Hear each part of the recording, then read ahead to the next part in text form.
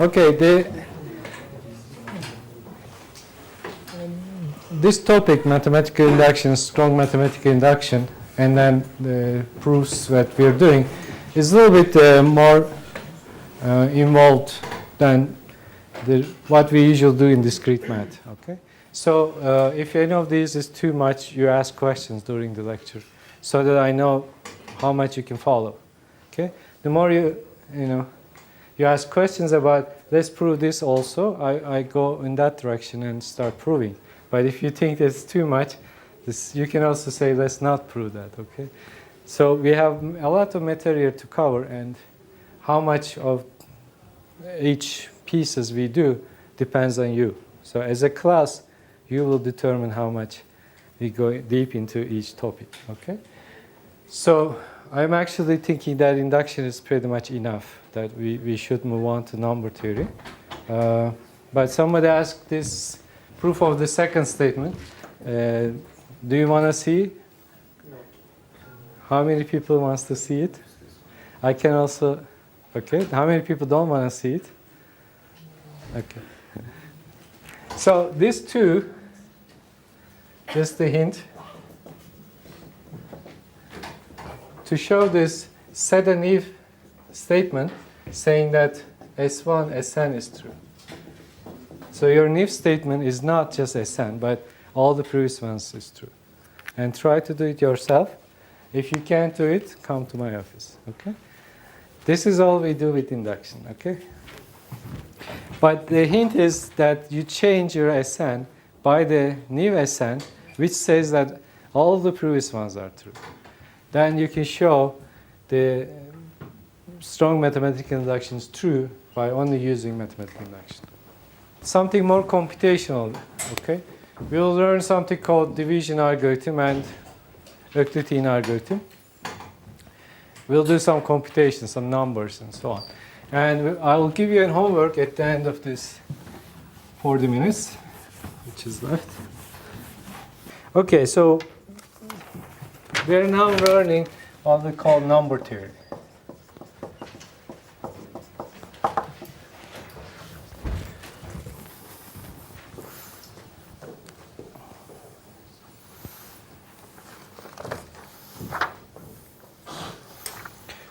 So some of you may say, okay, what we do with number theory? I will write one question. If you can answer this question in like 3 minutes, then we'll skip this whole topic. But I don't think you will be able to. So let me write one question. This is a typical question in the book. So I think. So try to solve this one. If you can solve it, we don't need number theory.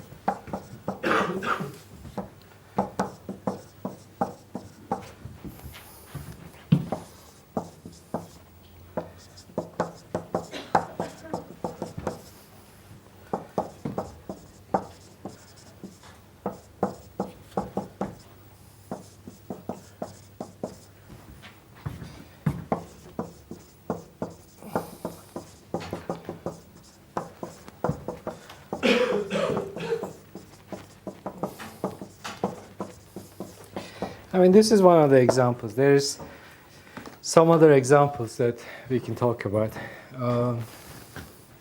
But the idea is that sometimes you need to know how many of each weighted pieces you need to combine to get some sum. I mean, this can happen with more different types of chips, like you could be dealing with coins, for example, $1 coins, 50-cent coins, and so on. Turkish lira, 50 kurush, 1 lira, and 50. Like you could have similar problems set up. Actually, there's another one here, again from Grimaldi. It says an executive buys 2,490 worth of presents for his children of her employees. Each girl she gets an art kit costing $33. Each boy receives a set of tools costing $29. How many presents of each type she bought?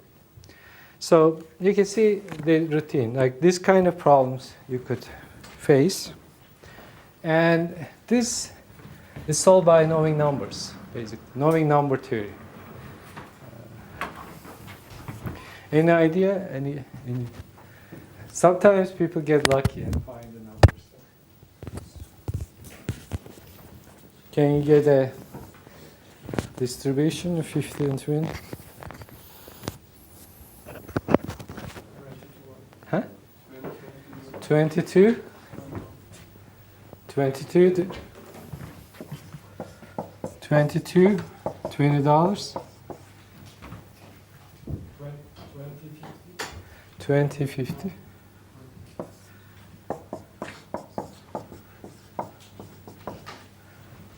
No. So how many of each one you need? So you need X, huh? 1 and 20? 20.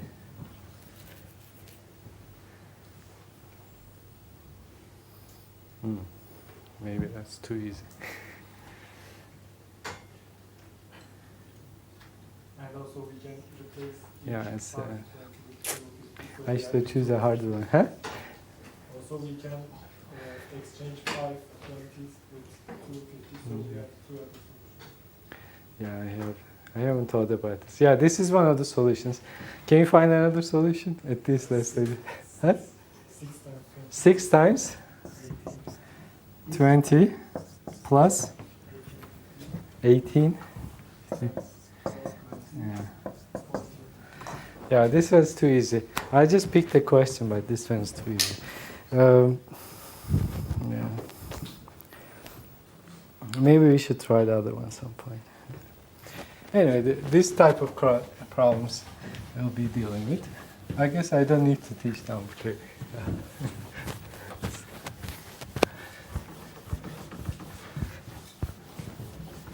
Okay, so the questions generally are, this is the typical thing. Given two numbers, these means integers. Most of the time it's going to be a positive integers. Say A and B. We want and an integer, say n, maybe n is, say, C. We want to find x and y integers such that ax plus by is c. So basically we want to solve these equations. Given numbers a and b and c, find x and y that makes this work.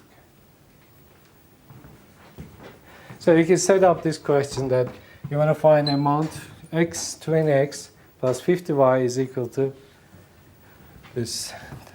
So 20x plus 50y is equal to 1020.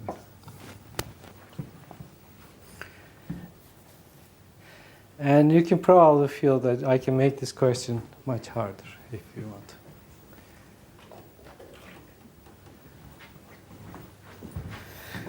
For example, say you're given 33, B is 29, C is 1. Can you find x and y?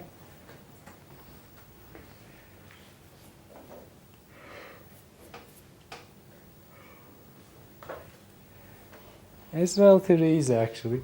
You can use the 4 to get like 29 minus 28, 29 minus 4 times 7, 29, 33 minus 29, And now you can say this is minus 7 times 33 plus 8 times 29. So the numbers are minus 7 and 8.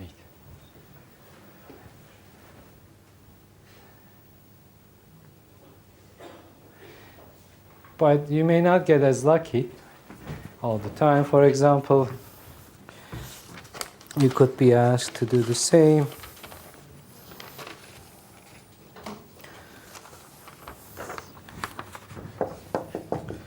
Can you write 4 using the numbers? Actually, more evil, you could put a 3 here and then you cannot find x and y.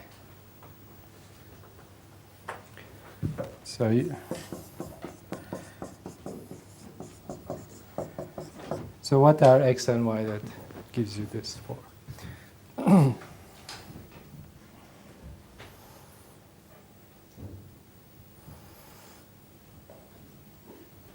You can see, you can make it into a story problem, or you could, in real life, face these kind of situations. So this is something, a cute thing about number theory that we will do. You learn how to solve these equations, okay? So to solve these equations, or learn how to solve these equations, you'll be dealing with something called number theory, or we'll be dealing with the nature of numbers. So look at the numbers, play with them. So all these things, they are negatives too, but so we can say number theory is about integers, okay? Positive integers, negative integers, but mostly integers. What's the most important thing about integers? Like, for example, if I were trying to solve this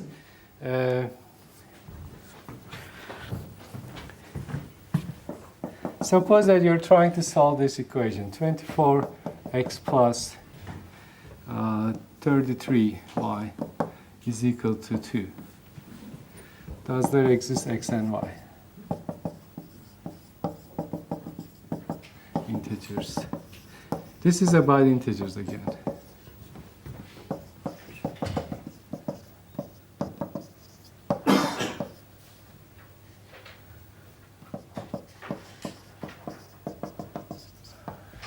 What's the answer to this? Last question I asked.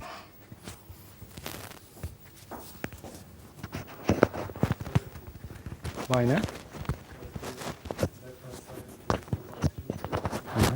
So you notice that this is 3 times 8. This is 3 times 11. If I put integers here, the whole thing is divided. It will be divided by 3. But this is 2. It's not divided by 3. So you cannot find x and y. If I were trying to solve this in real numbers, I'll be drawing lines and so on.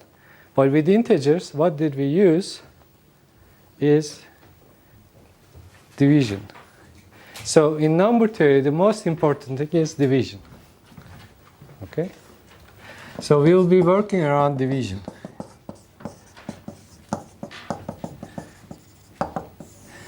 And what is division?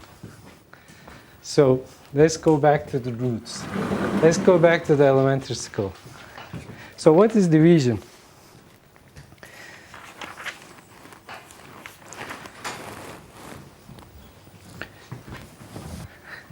So what I'm going to write in mathematical terms is exactly this that you learned in elementary school. So what's division? You put some numbers on the left side of this and some number there, and then you divide this number to this number, right? And we all know how to do this. We say, okay, it's 2 times 5, 10. 6 times 5 is 30. And now we stop. Why did we stop? Because we found a number which 5 doesn't put, you cannot put 5 in it. So we found a number smaller than 5. Okay, this is called remainder. And we stop exactly when you have some number there less than 5. So this is your, say, A, this is your B. You divide A to B, you found some sort of quotient called Q, but then you get something remainder. So mathematical terms, this is what it says. Given positive integers,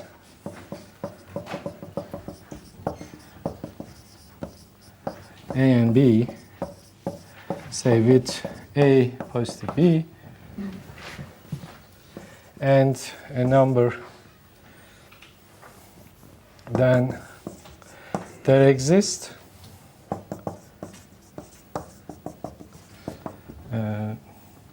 integers Q and R such that A is divided to B, you get Q plus R such that satisfying. And this R should be always positive. You don't get negative remainders. And this R is always strictly smaller than the number you're dividing to. Some mathematicians worked this out. That's why you learn it in high school. They made some theories around this. For example, can you tell me that if you give to 100 elementary school kids the same division, they will always come up with the same remainder and same dividend? How do you know they will come up with the same number?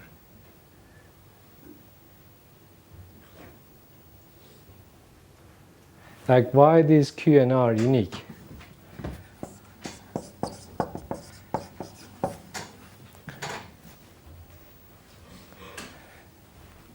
You can actually prove this using induction. There's a nice proof of it. But today we had too many proofs, so I'm not going to do it. But this is a mathematical statement that somebody worried about these things and verified this. But today I want to keep it light. Maybe on Tuesday we'll go deeper into this. Today I want to actually focus on a computational thing called greatest common divisor. So if in the division algorithm R is 0, then we say B divides A. So this is exactly what B divides A means. That you can write A as a multiple of B. So for example, 4 divides 24. 11 divides 33. 5 does not divide 33. Okay, just the division that we know.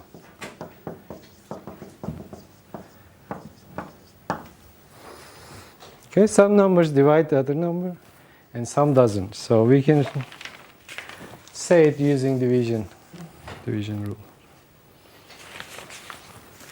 Okay, so this is division. There's also something called greatest common divisor. How many people knows what the greatest common divisor is? 1, 2, 3, 4. Okay, so greatest common divisor is the greatest positive integer that divides given two numbers.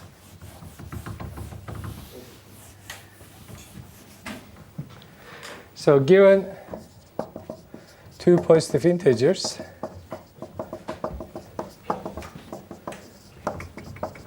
A and B, we say C is a common divisor if C divides both A and B.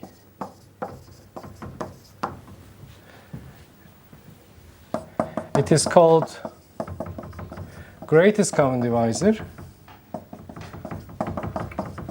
So again, I keep this as a positive integer.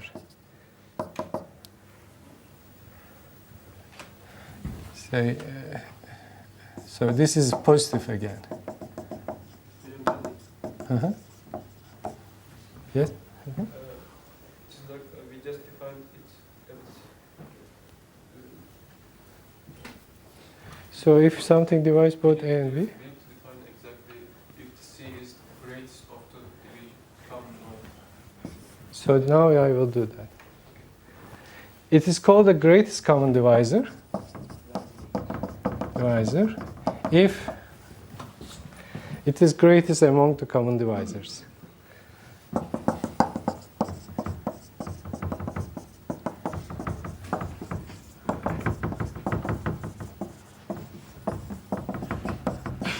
Okay. So, given two integers, we are assigning an integer to them as the greatest common divisor of them. Now, I'm pretty sure some of you calculated these things. I mean, 12, 33, this greatest common divisor. This is the notation for it. What is the greatest common divisor of these two? Huh? 3. So you look at the divisors of this. 3 times 11. You look at the greatest thing that divides both of them. So it's just 3.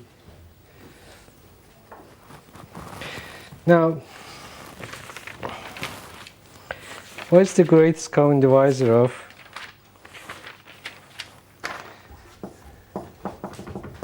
greatest common divisor of 544 and 84?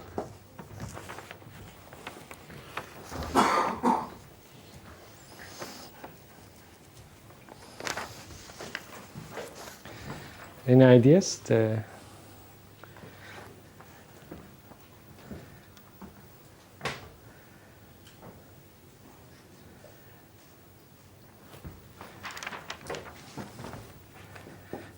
So you can find the common divisor, like they're both divided by 2.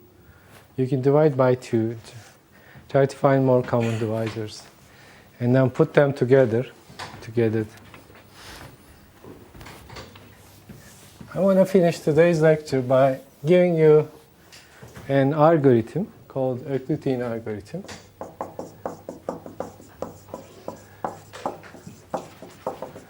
Which gives you the greatest common divisor by just doing a routine process.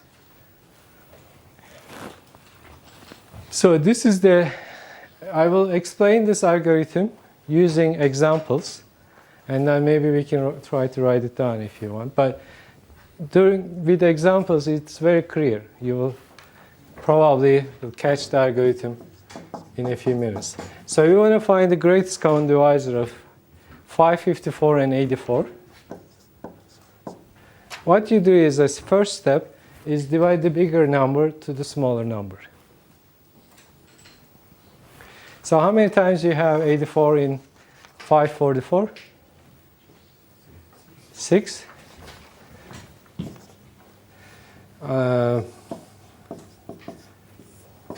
Is this correct? 40. So you do division, you get these numbers. What you do is that you carry this here, huh? And then you carry the remainder here. How many of you knows this algorithm? Maybe 2, 3, 4, 5. Good, at least some of you know it. So 2 times 8, 4. You carry this again. This 4.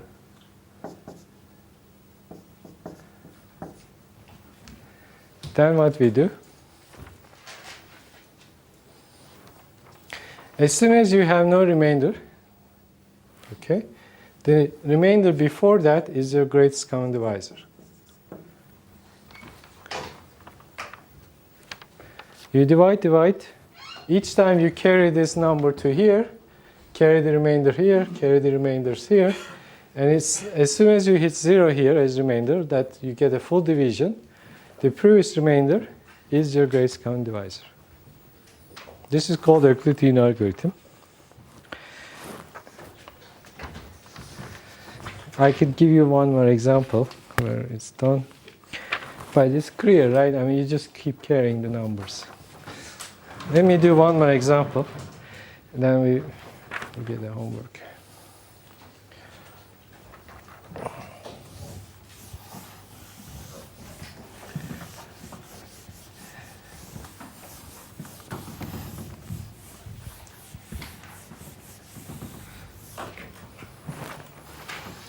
So find the greatest common divisor of 1715219.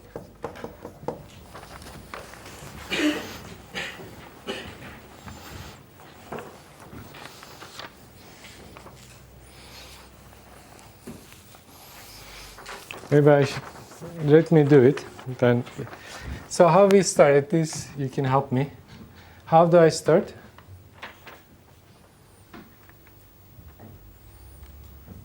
Some of you said they know.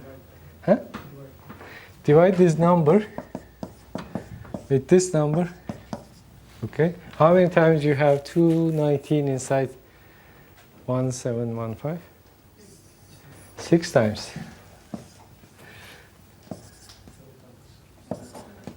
Yeah, 7 times.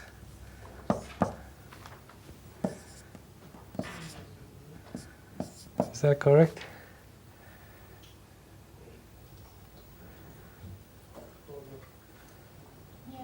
Yes?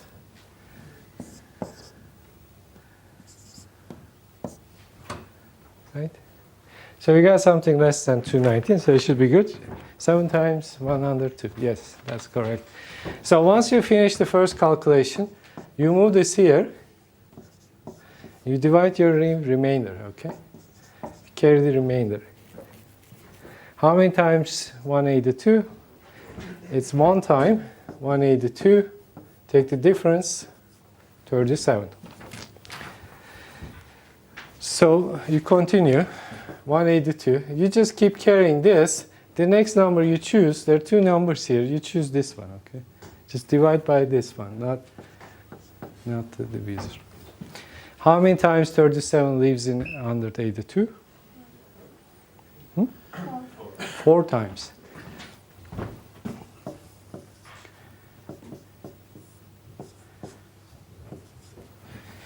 So we got 34. It's not good. Carry this. It's going to be a long calculation. 3. Carry it. 11 times.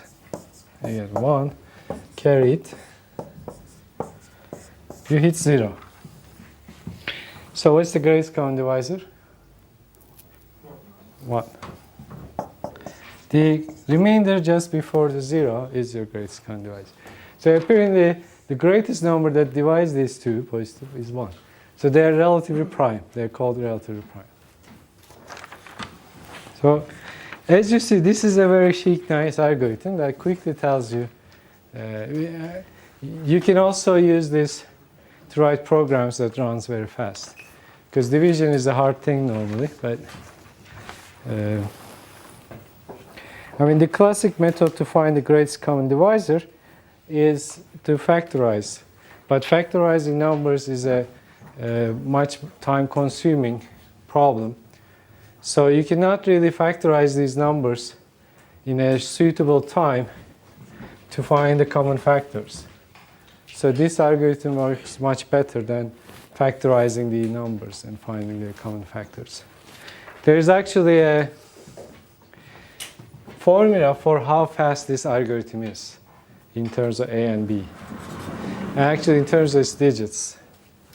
I will not do it now, but just if you are interested in this algorithm, there's more stuff to read. What I'm going to do now is give you homework.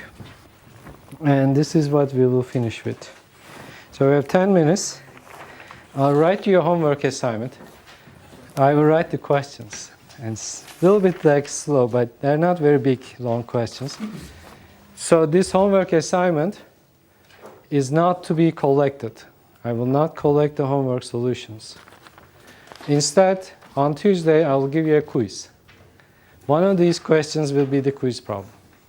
So it's up to you, but I strongly suggest you solve these problems so that you get 10 from the quiz. Okay, this is the deal. So this is your first homework assignment. And I will not collect it, okay? It's not being collected. You just... So 5 questions. I write the questions.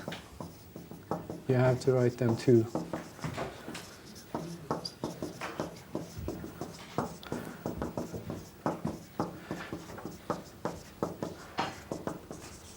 I can actually type these in the computer and send you, but this way I try to get you more into coming to the classroom.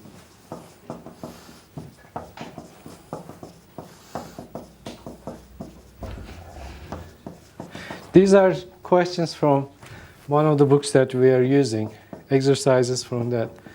In the future, we will have questions from Grimaldi as well. But this is the first set. So I choose them from, they're from Sheldon, the one of the books.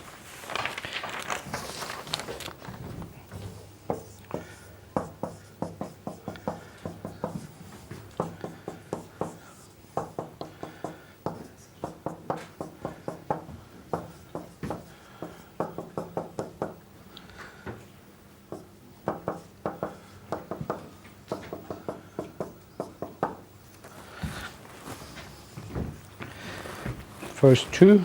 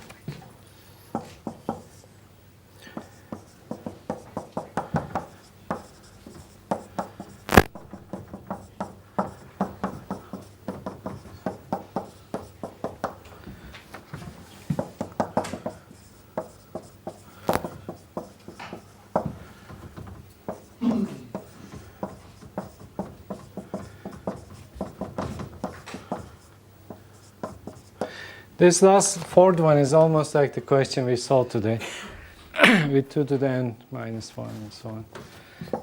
You can see they're very close to the questions we solved in class. And this is induction. You can see this induction. So the last one is just from this last bit. So find greatest common divisor of, and find greatest common divisor of 1, 2, 3, 2, 1, 8, 6, 5, 8. So you're going to use the algorithm we just learned. This is about sigma notation. We practice how to use sigma notation. So you have to use some ideas that we used. Now, if you want something on top of this, a bonus question or something to think about is that why Euclidean algorithm works. We just showed that when you keep dividing these numbers, you get the greatest common divisor. But why does it work? So think about it. It's actually very doable. And it's not very, very unreachable. So think about why it's true. And on top of these questions, if you think about it on Tuesday, I can ask you to write this proof for us. And you can come on the board and do it on the board, okay? But these are due Tuesday. That means next time. As a quiz. So we will not collect it, but we'll give a quiz on one of the questions.